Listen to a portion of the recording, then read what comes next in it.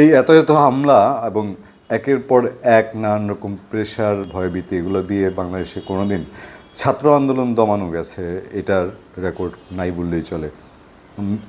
এই 18 সালে 2018 সালে কোটা বিরোধী আন্দোলনকে একরকম মিসগাইড করা হয়েছে, হতাশ করা হয়েছে, ছাত্রদের মধ্যে নতুন অবিশ্বাস তৈরি হয়েছে।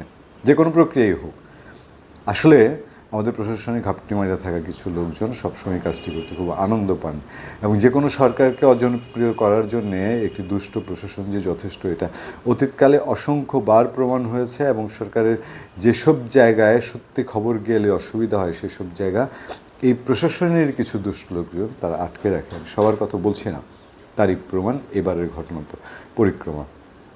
ঢাকা বিশ্ববিদ্যালয়ে এক রাত্রেবেলায় স্টুডেন্টরা মিছিল বের করেছে, বিক্ষুব্ধ ছাত্ররা বের করতেই পারে, সেটা ছাত্রলীগের কেন গিয়ে রাতের বেলায় প্রতিরোধ করতে হবে? তা তো গেল পরের দিন গিয়ে মাঠে আবার তাদের সঙ্গে তীব্র মারামারি, একেবারে পুরো বিশ্ববিদ্যালয়ের একেবারে রণক্ষেত্র করে রক্তের বন্যা বইয়ে দিল। এবার এই দায় কার তাহলে? এখন তো সারা দেশে যে বিশ্ববিদ্যালয়গুলো আছে সব বিশ্ববিদ্যালয়, ইভেন এখন কলেজ পর্যন্ত সব রাস্তায় নেমে এসছে এবং তাদের এখন সরকারও মনে করছে যে এখন এইগুলো থেকে সরকার বিরোধী আন্দোলন হতে পারে। আর যারা আন্দোলন করছে তাদের মধ্যেও তো বিদ্বেষ সরকারের প্রতি তৈরি হচ্ছে, সেটা সরকারের নিজের সিদ্ধান্তের কারণে না হোক, সেম সাইডেড হচ্ছে কিনা বা অন্য কোনো বিষয় এখানে আছে কিনা, এই পরিস্থিতি আসলে টেকেল দেওয়ার কোনো পথ এখন আছে কিনা।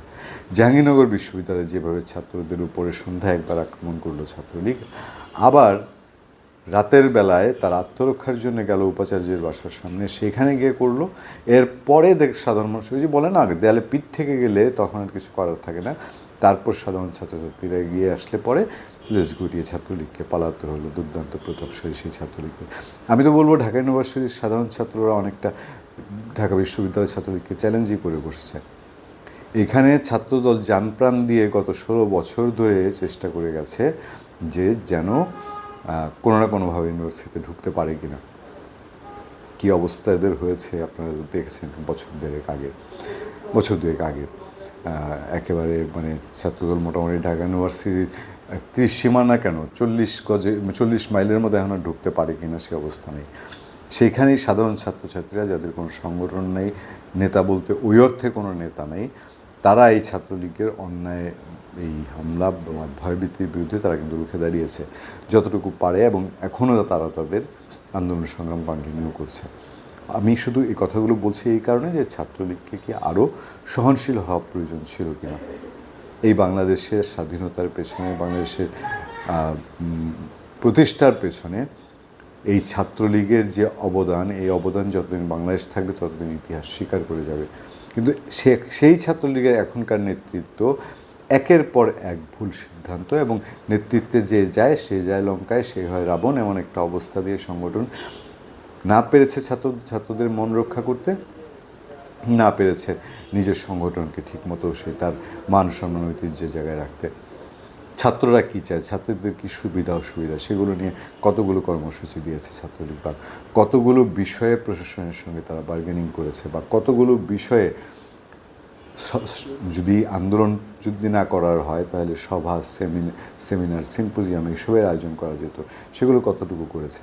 ছাত্রদের মন জয় করার মতন কয়টা পদক্ষেপ ছাত্রলীগ নিয়েছে, শুধু ঢাকা বিশ্ববিদ্যালয় না, সারা দেশে।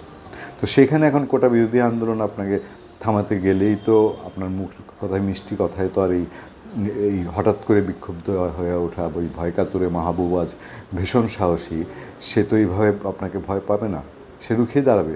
আর সে আপনার মিষ্টি কথায় ভুলবেও না, কারণ আপনি তো তার কখনোই কোনো প্রয়োজনে কাজে লাগেননি।